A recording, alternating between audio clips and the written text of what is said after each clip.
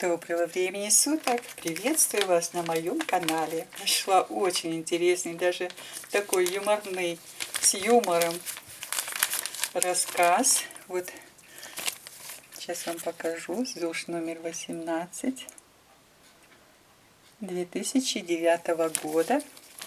И вот так называется статья. Личный опыт облепихой по храпу. От храпа страдают многие, причем сильнее мучаются те, кто не храпит. Муж храпел, как танк.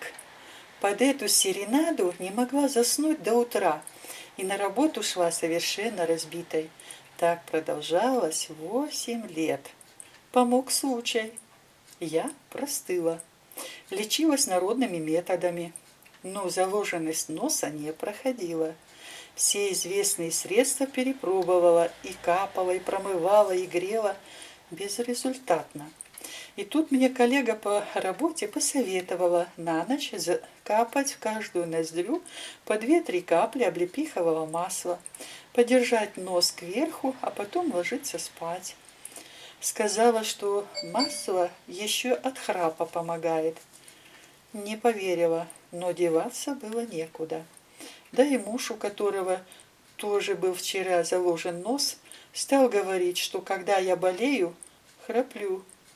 Вот мы и начали с ним закапывать на ночь масло.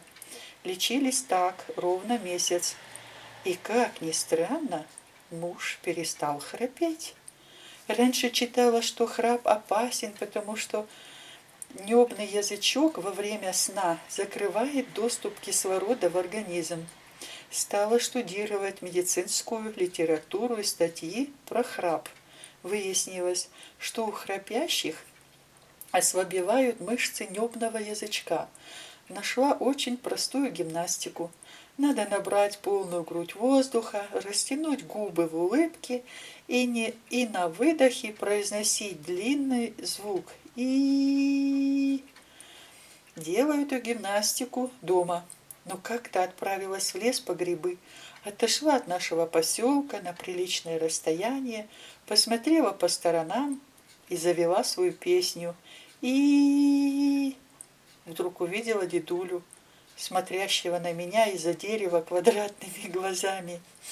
От неожиданности, что меня застали врасплох, я засмеялась. Он и говорит, что, девонька, волшебный звук, чтобы грибки на каждом шагу попадались. Нет, дедуля, это гимнастика от храпа.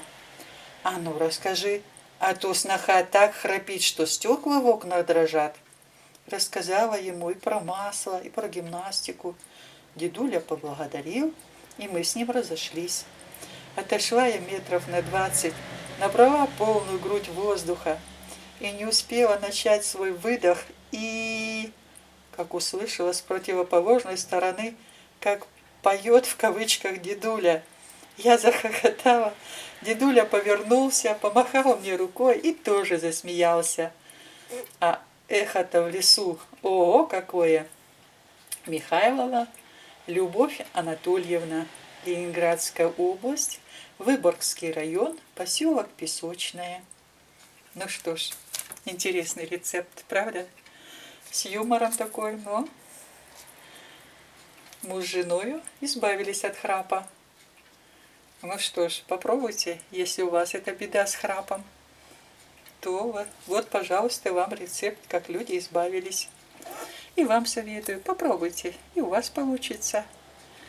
Ну что ж, говорю вам, как всегда, пока-пока, до следующего видео.